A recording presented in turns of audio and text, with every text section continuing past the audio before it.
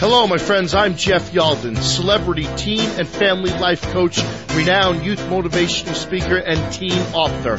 For 20 years, I've traveled all over the world, touching hearts and changing lives. You have questions, I have answers. I am here for you. And together, I hope to bring purpose, passion, and direction to your life and your family.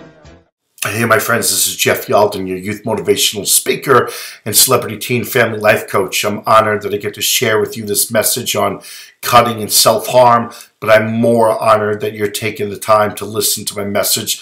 I'm going to try and keep it simple. I'm going to try and keep it short. Recently, I was invited up to California to speak in a community that had questions about local teen suicides that's been happening. And oftentimes our questions, they forever go unanswered and leaves a community and classmates just angry and upset and wondering why and how we can prevent this.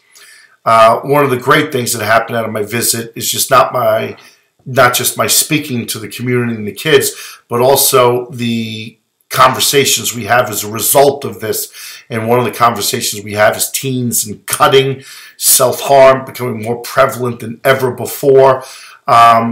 This is happening, around the age of 14, but with today, we're finding it's happening, 9 years old, 10, 11, media, marketing. A lot of times people are finding out from people that have been cutting, so they're going to start to experiment. So it's important that you understand it's happening younger and younger. I want to share with you my opinion. I think our young people today are lacking coping skills and they're lacking problem-solving skills. So you have suicide, a permanent action to a temporary situation. I think also it's something that leaves everybody angry. It's a very selfish act. So there's the suicide, but then there's the cutting. And let me share with you what's going on. And let me tell you something. Just because you're cutting, it doesn't mean you're suicidal, okay?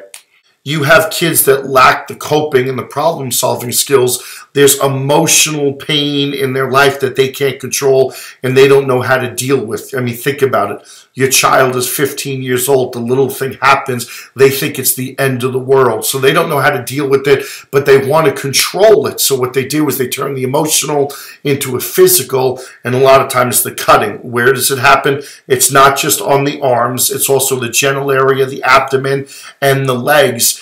And what happens is they can control how deep or how fast they control the pain. Where it gets really interesting is like someone that is on drugs, cocaine, or an athlete that endorphins. I want to talk about endorphins. When you're cutting and the blood starts to come out, the endorphins are very similar to like a person doing cocaine or to an athlete, a marathon runner, or just someone that's been doing aerobics or weightlifting. Your endorphins get going and you get excited. So I don't want to minimize the effect of it, because if this is something that can happen at 14, happen later, and then even 30 years old, maybe 40 years old. So something really to pay close attention to. Cutting is also something that is very, it's accepted in the golf culture. And I want you to say that the golf culture doesn't necessarily mean that the kid is unhappy. It's a culture where it's accepted for unhappy kids, and it's something that it's definitely a coping strategy. That's self-injury, a coping strategy for golf kids because they're accepted in this alternative culture. And I think kids in the golf movement are looking for something. Oftentimes, they're searching for that meaning and understanding and looking for direction. Also, cutting, people that are victim of cutting also may be suffering from some type of eating disorder, or there's a history of sexual, physical, or verbal abuse in their family. Many are sensitive overachievers and perfectionists. This is just something to, there's just areas in their life that they feel are going out of control. Emotionally can't handle it. Physically, they want to have some control of it. So this is regular kids too. This isn't just, you think golf, you think this, you think that. This is just regular kids, my friends. So just very alarming. I know there's some psychiatrists that I've talked to on the radio show, and many of them believe that for kids with emotional problems, self-injury has an effect similar to, again, going back to the endorphins and the drug use. Let's talk about some risk factors or something. I think one of the things, knowledge that friends or acquaintances might be using, that's a risk factor. They're going to want to try and be accepted. They're going to engage. I think difficulty expressing feelings. I meet a lot of kids today. They're just having trouble expressing themselves. Extreme emotional disorders to minor occurrences, whether they're angry, there's sorrow, there's stressful family events. It could be divorce, could be separation, conflict, fighting within the family, and it could even be death. Loss of a friend, a boyfriend, girlfriend, they may have broken up. Social status, everybody wants to be accepted. When we're not accepted, we tend to do things that will bring us acceptance. And if other kids are searching for meaning, a like-minded kid will find someone like-minded like themselves. Could happen. Coping skills, problem-solving skills, depression. Let me share with you some signs. Wearing long sleeves. If it's summertime, the kids should be wearing a long sleeve. They're trying to cover something up. It's something to look into. Also, you have those thick wristbands that kids wear. And if your kid has never taken them off, it's just keep an eye out. It's common sense. Unexplained marks on their body. Whenever I'm talking to kids after an assembly, sometimes I can tell because I'll shake their hand and they're wearing short sleeves or wristbands. You can see, and a lot of them put lotions on it to make it more puffy because they're searching for that help. They want someone to notice them.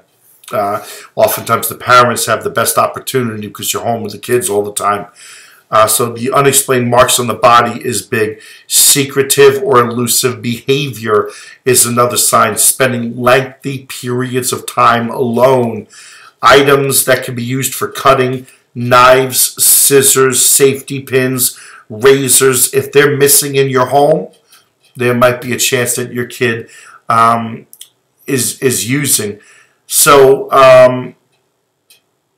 I talked most of the bottom line is this: you need to get your child help, and you find a therapist or counselor, psychiatrist in your area, and they're going to use interview techniques to find out why and what's going on. Find someone that you can trust, someone you respect and whose opinions you value, which leads me to the teenager.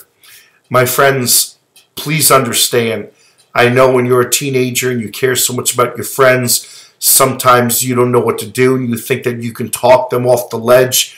Listen, you're not the professional. You're not the one that has the professional medical advice that is necessary to get your friend help.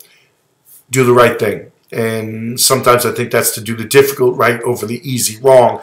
So if you really care about your friend, you're going to tell someone that you trust, that you respect, and whose opinions you value. You're going to get them help.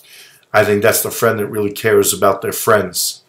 My friends, this is Jeff Yalden. You can find out information about me speaking at your high school at jeffyalden.com.